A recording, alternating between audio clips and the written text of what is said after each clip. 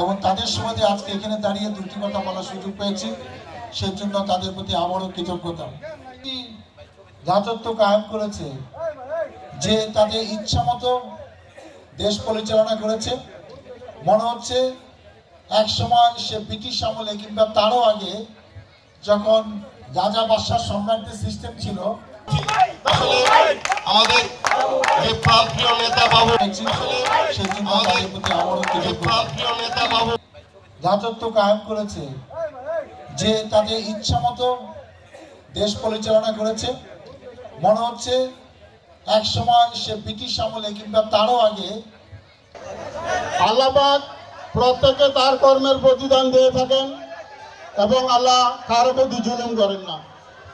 সমস্ত জাহানের মালিক আল্লাহ, এই বিশ্ব ব্রহ্মাণ্ডের মালিক আল্লাহ। আল্লাহ যাকে খুশি। কোথায় ছিল জানেন?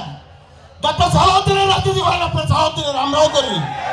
বুক খুলে চলবেন, একদম মাথা উঁচু করে বুক খুলে চোখ সামনে চলবেন।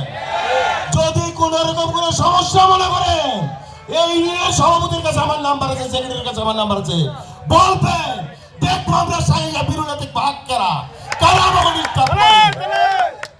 বললাম তো, ভুলের ক্ষমা আছে, বেয়াদবির ক্ষমা নাই।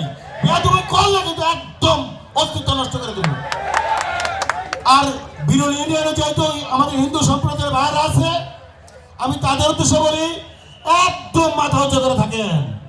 আমরা পূজার সময় বাবু সহ আমরা সাভার পৌরসভা আসুন এবং সাভার থানা সমস্ত নেতৃবৃন্দ সাধারণ এগুলো সন্ত্রাসী আসার সাহস পাবে না।